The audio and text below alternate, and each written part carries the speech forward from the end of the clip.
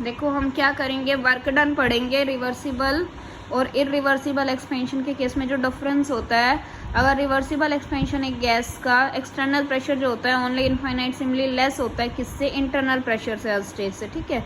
तो इस तरह से जो एक्सप्रेशन होता है वर्क डन के लिए, उसे हम क्या ले सकते हैं कि जो आपका डेल डब्ल्यू होता है वो क्या होता है आपका minus p internal into D v होता है, ठीक है। इरिवर्सिबल एक्सपेंशन के केस में क्या होता है, जो आपका इंटरनल प्रेशर होता है वो मच डिफरेंट होता है एक्सटर्नल प्रेशर से।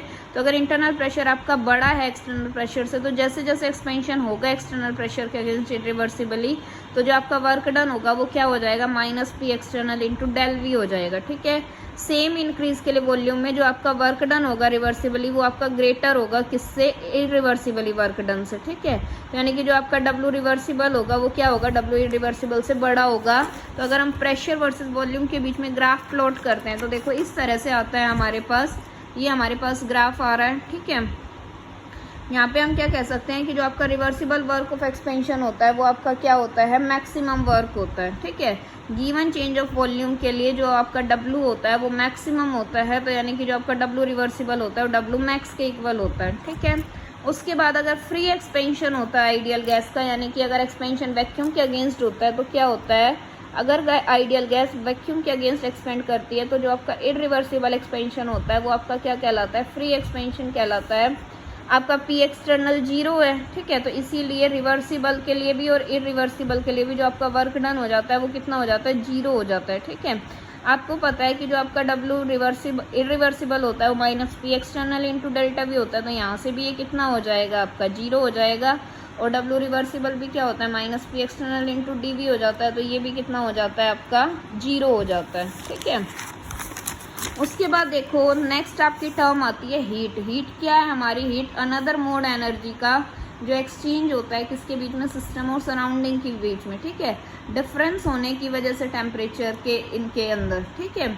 इसे यूजुअली किससे रिप्रेजेंट किया जाता है, इसे यूजुअली क्यू से रिप्रेजेंट किया जाता है, ठीक है। साइन क्या होते हैं क्यू के, देखो जिस तरह से हमने वर्क के अंदर पढ़ा था कि जब सिस्टम के ऊपर वर्क किया जाता है तो पॉजिटिव होता है और जब सिस्टम वर्क करता है तो वो नेगेटिव होता है। उसी तरह से जब सिस्टम से हीट बाहर निकलती है तो वो आपका नेगेटिव हीट हो जाता है और जब सिस्टम हीट को एब्जॉर्ब करता है सराउंडिंग से तो वो आपका पॉजिटिव रहता है, ठीक है। यूनिट्स क्या होती हैं, क्योंकि जो हीट होती है वो यूजुअली मेजर की जाती है किसकी टर्म्स में, कैलोरी के टर्म्स में, ठीक है।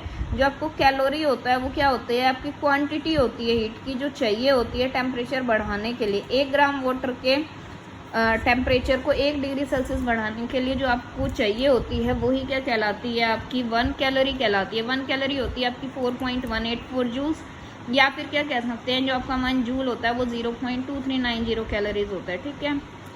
उसके बाद वर्क और हीट आपके स्टेट फंक्शंस नहीं है। स्टेट फंक्शंस यानी कि वो पाथ के ऊपर डिपेंड करते हैं, वो स्टेट के ऊपर डिपेंड नहीं करते, ठीक है। जैसे आपका क्या होता है, मैंने आपको बताया था कि स्टेयर से जा रहे हो लिफ्ट से जा रहे हैं, ऊपर पहुंचने पर पोटेंशियल एनर्जी सेम रहेगी लेकिन दोनों केस में आपका वर्क क्या है, अलग अलग है, ठीक है।